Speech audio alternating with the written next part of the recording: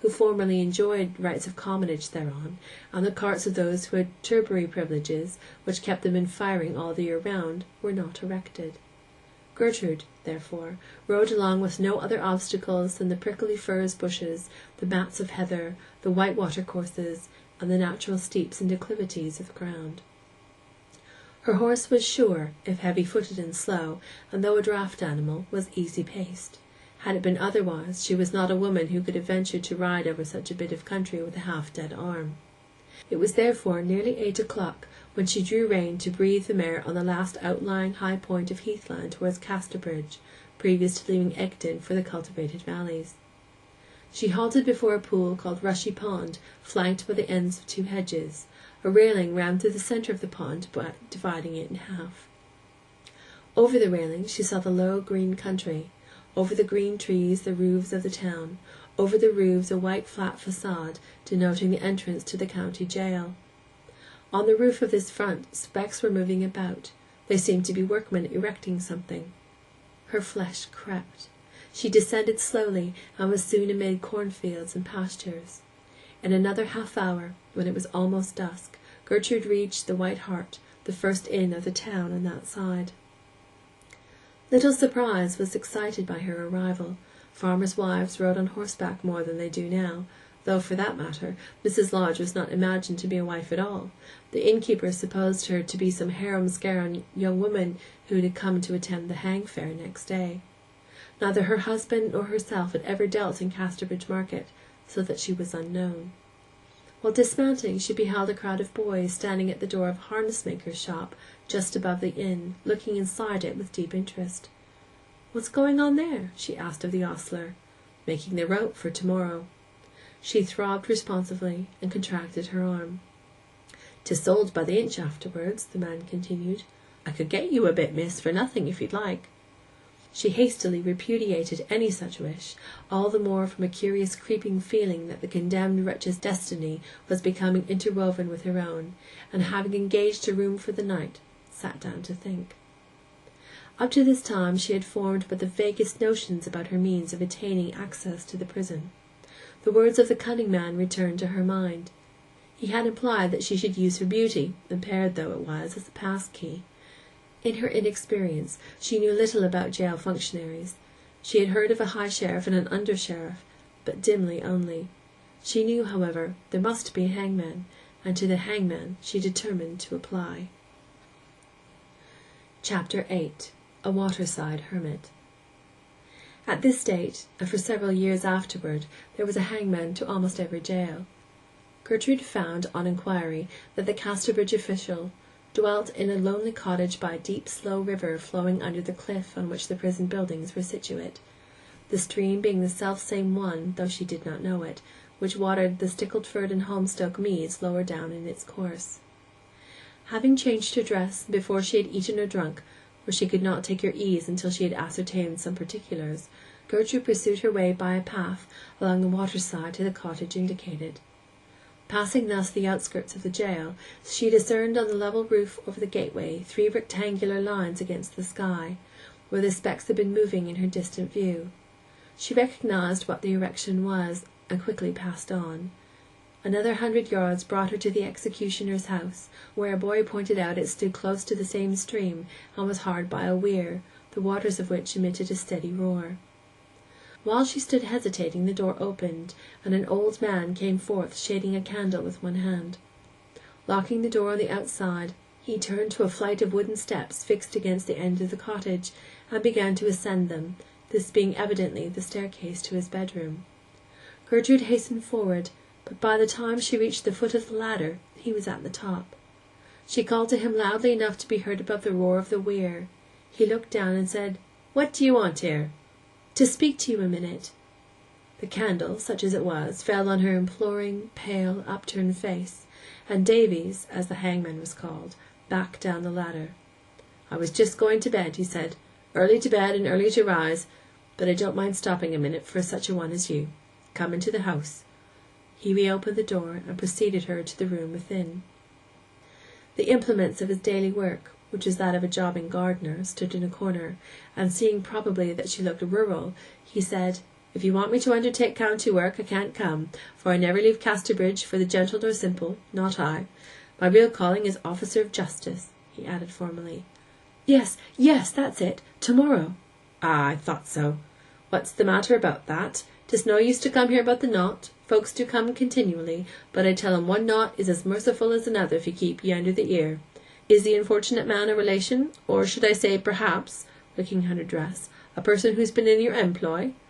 "No. What time is the execution?"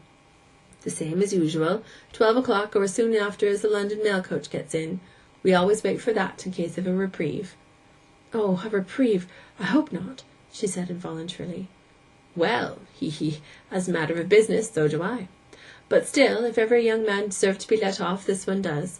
Only just turned 18, and only present by chance when the rick was fired. Howsomever, that's not so much risk of it, as they are obliged to make an example of him, there having been so much destruction of property that way lately." "I mean," she explained, "that I want to touch him for a charm, a cure of an affliction, by the advice of a man who has proved the virtue of the remedy." "Oh yes, miss, now I understand. I had such people come in past years. But it didn't strike me that you looked as sort of to require blood turning. What's the complaint? The wrong kind for this, I'll be bound." "My arm." She reluctantly showed the withered arm. "Ah, 'tis all a scram," said the hangman, examining it. "Yes," said she. "Well," he continued with interest, "that is a class of subject, I'm bound to admit. I like the look of the place. It's truly as suitable for the cure as I ever saw. 'Twas a knowing man that sent ye, whoever he was." "You can contrive for me all that's necessary?" she asked breathlessly. "You really should have gone to the governor of the jail and Dr. Withy, given your name and address. That's how it used to be done, if I recollect. Still, perhaps, maybe I can manage it for a trifling fee." "Oh, thank you. I would rather do it this way, as I should like it kept private." "Lover not to know, eh?" "No, husband." "Aha! Very well. I'll get thee a touch of the corpse." "Where is it now?" she asked, shuddering. "He, you mean. He's living yet. Just inside that small window up there in the glum." He signified the jail on the cliff above. She thought of her husband and her friends. "Yes, of course," she said. "And how am I to proceed?" He took her to the door. "Now do you be waiting at the little wicket in the wall that you find up there in the lane not later than 1 o'clock. I will open it to thee from the inside, as I shan't come home to dinner until he's cut down. Good night. Be punctual, and if you don't want anybody to know you, wear a veil. Ah, once I had a daughter such as you." She went away and climbed the path above, to assure herself that she would be able to find the wicket next day. Its outline was soon visible to her, a narrow opening in the outer wall of the prison precincts. The steep was so great that, having reached the wicket, she stopped a moment to breathe, and looking back on the water-cot, saw the hangman again ascending his outdoor staircase. He entered the loft or chamber to which it led, and in a few minutes extinguished his light. The town clock struck 10, and she returned to the White Hart as she had come. Chapter 9. A Rencounter. It was 1 o'clock on Saturday. Gertrude Lodge, having been admitted to the jail as above described, was sitting in a waiting-room within the second gate, which stood under a classic archway of ashlar, then comparatively modern, and bearing the inscription County Jail, 1793. This had been the façade she saw from the heath the day before. Near at hand was a passage to the roof on which the gallows stood. The town was thronged and the market suspended, but Gertrude had seen scarcely a soul. Having kept her room to the hour of the appointment, she had proceeded to the spot by a way which avoided the open space below the cliff where the spectators had gathered. But she could, even now, hear the multitudinous babble of their voices, out of which rose at intervals the hoarse croak of a single voice uttering the words, "Last dying speech and confession." There had been no reprieve, and the execution was over, but the crowd still waited to see the body taken down. Soon the persistent girl heard a trampling overhead, then a hand beckoned to her, and following directions she went out and crossed the inner paved court beyond the gatehouse, her knees trembling so she could scarcely walk. One of her arms was out of its sleeve, and only covered by her shawl. On the spot at which she had now arrived were 2 trestles, and before she could think of their purpose, she heard heavy feet descending stairs somewhere at her back. Turn her head she would not, or could not, and rigid in this position, she was conscious of a rough coffin passing her shoulder, borne by 4 men. It was open, and in it lay the body of a young man, wearing the smock frock of a rustic and fustian breeches. The corpse had been thrown into the coffin so hastily that the skirt of the smock frock was hanging over. The burden was temporarily deposited on the trestles. By this time the young woman's state was such that a grey mist seemed to float before her eyes, on account of which, in the veil she wore, she could scarcely discern anything. It was as though she had nearly died, but was held up by a sort of galvanism. "Now," said a voice close at hand, and she was just conscious that the word had been addressed to her. By a last strenuous effort she advanced, at the same time hearing persons approaching behind her. She bared her poor cursed arm, and Davies, uncovering the face of the corpse, took Gertrude's hand and held it so that her arm lay across the dead man's neck, upon a line the colour of an unripe blackberry which surrounded it. Gertrude shrieked. The turn of the blood, predicted by the conjurer, had taken place. But at that moment a second shriek rent the air of the enclosure. It was not Gertrude's, and its effect upon her was to make her start round. Immediately behind her stood Rhoda Brooke, her face drawn and her eyes red with weeping. Behind Rhoda stood Gertrude's own husband, his countenance lined, his eyes dim, but without a tear. "You! What are you doing here?" he said hoarsely. "Hussy! To come between us and our child now!" cried Rhoda. "This is the meaning of what Satan showed me in the vision. You are like her at last!" And clutching the bare arm of the younger woman, she pulled her unresistingly back against the wall. Immediately Brooke had loosened her hold, the fragile young Gertrude slid down against the feet of her husband. When he lifted her up, she was unconscious. The mere sight of the twain had been enough to suggest to her that the dead young man was Rhoda's son. At that time the relatives of an executed convict had the privilege of claiming the body for burial if they chose to do so, and it was for this purpose that Lodge was awaiting the inquest with Rhoda. He had been summoned by her as soon as the young man was taken into the crime, and at different times since, and he had attended in court during the trial. This was the holiday he had been indulging in of late. The 2 wretched parents had wished to avoid exposure, and hence had come themselves for the body, a waggon and sheet for its conveyance and covering being in waiting outside. Gertrude's case was so serious that it was deemed advisable to call to her the surgeon who was at hand. She was taken out of the jail into the town, but she never reached home alive.